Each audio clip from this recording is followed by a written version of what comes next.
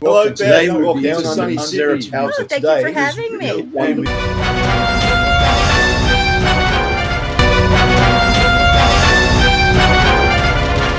Hi, I'm Paul Rushworth-Brown, host of History Bards Down Under Interviews in association with Meet the Author, indie book source in the US. And we're here with a wonderful new author today, Catherine Hughes, who's written a wonderful book called In Silence, Cries the Heart. Welcome to the show, Catherine. Thank you so much, Paul. Thank you for having me. Not a problem. Now then, I need to talk to you about something very seriously. Finalist in fiction romance for the American Writing Awards, honorable mention in historical romance for Coffee Pot Book Club Awards, honorable mention in general fiction for New England Book Festival Awards, historical fiction company, 5-star rating, winner of the silver medal in the category of historical fiction romance, and a gold medal in romance for the Feathered Quill. Come on, you're a first-time author. I've been writing novels for about 6-7 years now, and haven't even got a mention in an award. Thank you. Thank you. But I really can't accept any of that, or any of those accolades in a way, because it's not my story. It's the story of Mary and Donal, and I think people are drawn to that kind of love. So it really was the characters, I think, that came across and earned all those awards, because this story is just a priceless one. I mean, I've read part of the book. Poetry, fantasy, historical fiction, romance. It covers about 3 genres. So tell me, how did you originally come up with the idea to sort of like mix historical fiction? I mean, what a fantastic idea. I mean, it's very sort of like close to one of my favorite miniseries, Outlander. What would you trade for love? Catherine Hughes' In Silence, Cries the Heart is a spellbinding journey that bridges centuries, weaving the modern tale of Caitlyn, an American schoolteacher, with the tragic 17th century romance of Domhnall Donn, a daring poet-thief, and Mary McElroy, a laird's spirited daughter. As Caitlyn unravels the haunting mystery of their forbidden love during her visit to Scotland's Undlay Castle, she is transported into their world through vivid dreams and mystical encounters. Set against the rugged backdrop of 1665 Scotland, this dual-timeline story explores love's defiance of societal constraints, the perils of passion, and the echoes of the past that shape our present. With rich historical detail, poignant poetry, and a touch of magical realism, Hughes crafts a tale of devotion, betrayal, and resilience that resonates across time. It all started on a trip, actually, to Scotland when I visited Urquhart Castle, and I went down to the dungeon there, and there was a placard about its most famous prisoner, and his name was Domhnall Donn. And they said that he was executed not so much because he was a cattle thief, but primarily because he was in love with the laird's daughter. And then I found this really neat historical book from William McKay. And in there, I found some of his poetry, his last words, the poems that he wrote for Mary, how he was caught, his execution, and all that kind of stuff. And then I just kind of felt that this story needed to be told.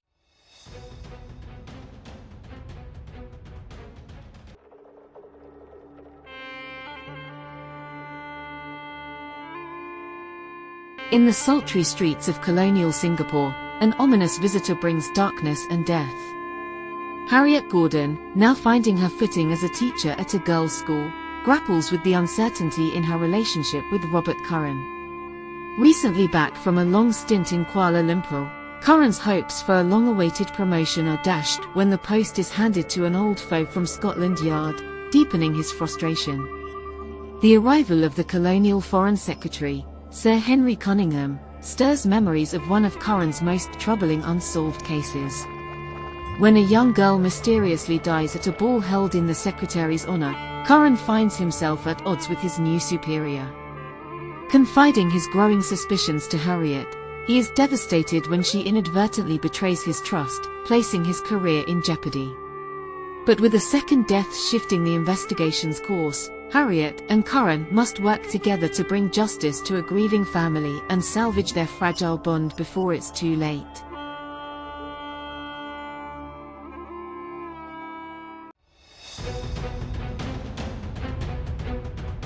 Catherine, the high school teacher that goes to Scotland. Come on, that's you. I know. I needed something to bookend it.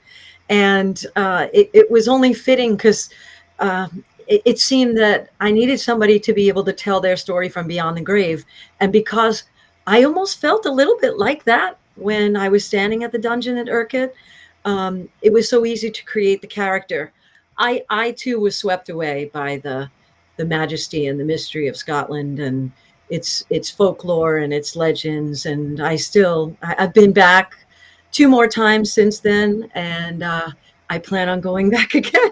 And the history of its people is tied up in everything about it, and they're just so welcoming and warm. And it was just the perfect place to blend some of those things that you were talking about. You know, the mystery, the mythology, the folklore, and a little bit of the fantasy too. That was one of the really neat things about writing it, was to try to create an ambiance where you were no longer sitting in your couch or sitting in your chair, wherever your location is, but that you were transported to where they were. Yeah. And it's set around Loch Ness, isn't it? Yeah, so right there, you've got a lot of mystery, right? People flock there every year. I mean, they're making money, oodles and oodles of money off the off the tourist trade to go see Nessie. So give us and the watchers some sort of idea of how you developed Mary's character. As you said, there wasn't very much, the research that you could do about Mary. Tell us how you developed her character in the novel. Right. So I knew she had to be strong. I knew she had to be someone who is willing to be unconventional, especially for her time period. And I knew she had to be somebody who was yearning for something more than what the general way of life would have been. From there, she started to evolve on her own throughout the pages. She also needed to have the courage to make some decisions at the end of the book that I won't necessarily go into. Decisions that maybe she winds up regretting down the road, but Caitlyn comes to the rescue and sort of mends those torn threads and sews them back together again by the time you get to the last page. Wonderful. Is there any naughty bits in it? Special cuddles?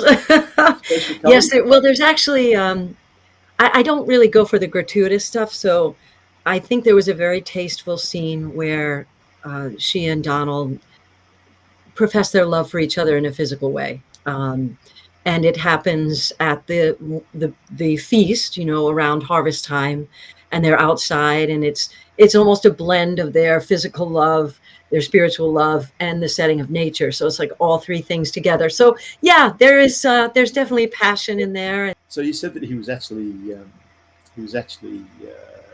executed. Yes, by her father. Yep. Wow. So Craigmony Hill, which is just a few miles outside of Urquhart, is the site where he was executed. And originally he was going to be hanged, which is a lesser kind of, it's a less respectful way to be executed, if you can, say that. Yeah. So there's actually his authentic quote to her father, and his request that as a member of the MacDonald family, would he consider beheading him instead of hanging him. And so that actually is the way in which he dies, but from beheading. And the second time that I went back to Scotland, I actually did the hike to find the location, and it's magnificent. I mean, it overlooks Loch Ness. It's overlooking these hills and this vast meadow. It's a beautiful place to die. It sounds like it could be made into a movie. I would love that. I think it would be great. I mean, anyone like me who's a sucker for romance and loves those kind of stories like Catherine and Heathcliff, Romeo and Juliet, throw them all together. I think this would be great for the cinema. I really do. And so if anyone else there is interested, you've got a great storyline. So tell me, What was the most difficult part of the novel to write for you? Yeah, that's a great question. The most difficult part was trying to figure out Mary, how to capture her essence without making her sound like a cardboard cutout of someone who was an anomaly, like she still had to be true to the 17th century. So you can't make her the kind of woman that you would think of as like a modern day woman. Mm. So it was a very fine line to tread and to walk. Mm. And then also, it was very difficult to figure out what to do with her after he was executed. Discover the extraordinary life of George Matcham, the man who dared to cross continents in an era of exploration and intrigue. Born in Bombay under the East India Company's watchful eye, George embarked on 3 monumental overland journeys between Asia and England. His adventures set the stage for a remarkable story, culminating in his marriage to the beloved sister of the future Lord Admiral Nelson. Through his intimate connections with Nelson and the enchanting Emma Hamilton, George's life is vividly brought to life with authentic period press clippings and eyewitness accounts. Dive into a most unsettled man for an unprecedented glimpse into the private life of an 18th century English gentleman, while experiencing the enduring love story of Nelson and Emma from a fresh and captivating perspective.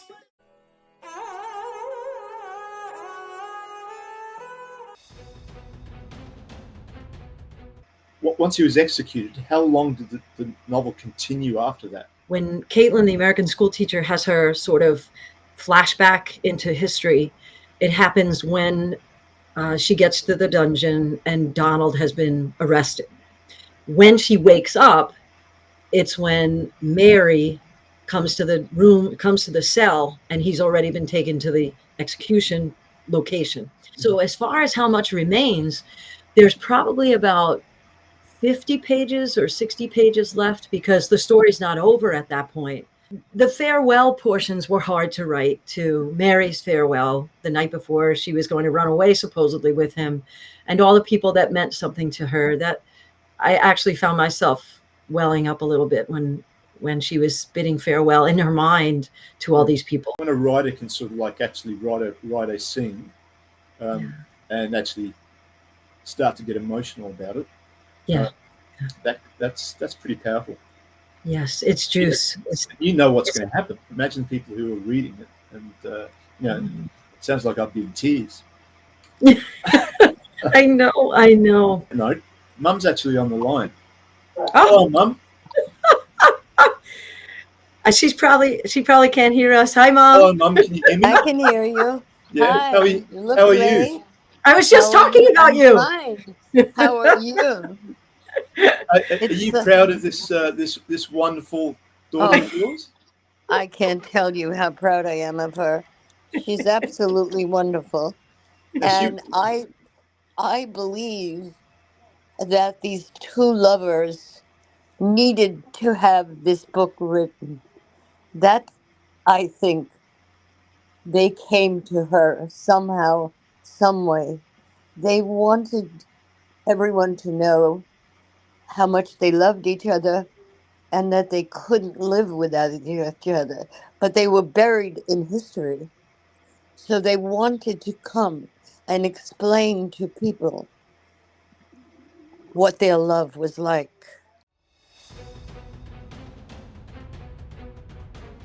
Historical novel by Julian Delamotte immerses readers in the turbulent period leading to the Norman conquest of England in 1066.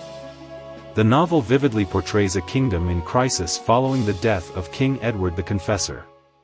Harold, the Earl of Wessex, is hastily crowned king but faces immediate threats from Viking and Norman invaders. With meticulous research, Senlac brings to life the battles and intricate politics of the era.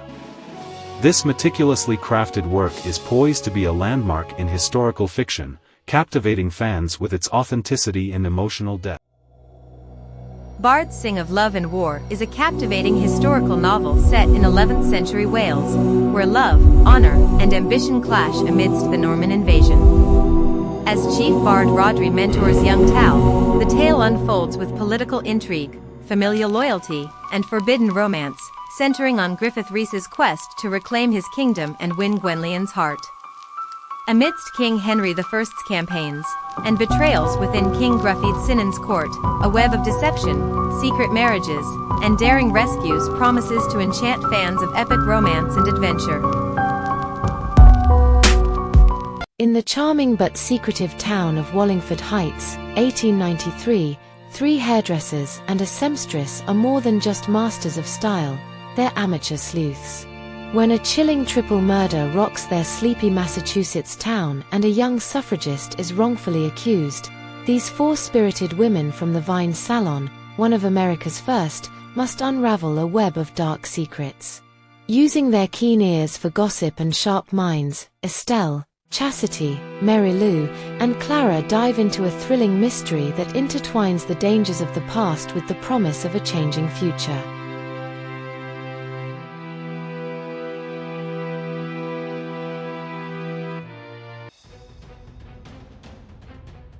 Okay, so just getting back to Donal. Okay, so this story, obviously huge romance story. He was a bard, I suppose you call it back then, a storyteller, a poet, but he was also a thief. The stuff that I found on him historically quoted him as the Rob Roy of his generation. So he was a thief, but he was kind of like a virtuous thief, if there's such a thing, because he wasn't trying to make a profit off it as much as he was trying to help the poor people in the community who were being wronged by some of the noblemen that were just sort of super greedy and taking everything away from the general population. So he was kind of like a good guy who was a Robin Hood type. And then he was also this sensitive person who could write poetry, but a manly man. So I surrounded him with 3 of his friends, and they were all different and all so colorful. And they were really the kind of guys that you would follow, into battle, because they were all for one for all kind of type people. And even though they didn't have titles and they didn't have the nobility or the ancestry, they were probably more pure and they had more integrity than some of the men that were in charge at the time. So yeah, he was a thief, but he was also sensitive, tender, and very, very concerned with what was right.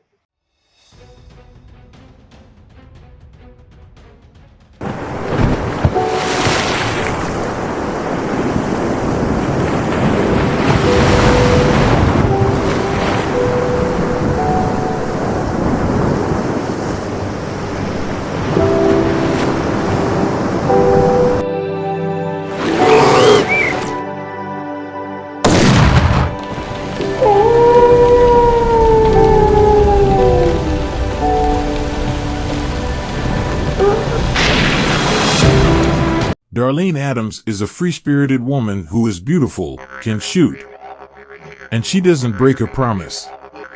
Ruthlessly ditched after being in a relationship for 20 years, Darlene takes work on a remote cattle property. 2 years later, she's out of work but retains the Queensland title of pistol champion. Now her eyes are on the national titles held in Western Australia. En route, she learns about her missing niece and takes things into her own hands. Okay, so just getting back to Mary's father for a sec. How did you make him? I assume that he's a character that readers would love to hate. He's not too prevalent in the story. He's this sort of figure that is omnipresent, but only because of his title. So he's kind of lingering in the shadows the whole time because he's the person who has the most power in the region. So he's not completely horrible, Teague. He seems to be unreachable when it comes to Mary, but there is definitely a sort of streak of love and compassion when it came to Robbie. And then again, it shows with Mary at the very end, but it's too late. Wonderful. So you mentioned before that you actually working on another project. Do you want to tell us a little bit about that? Oh, certainly, I'd love to.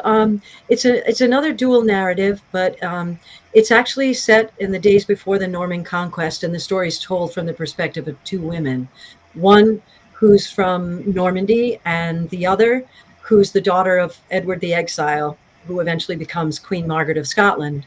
But these two, their lives, their paths are going to cross, and I'm kind of telling the story of this monumental historical event from the perspective of two women. So, Catherine, I mean, everything about the novel, it's sort of like something that I would like to read.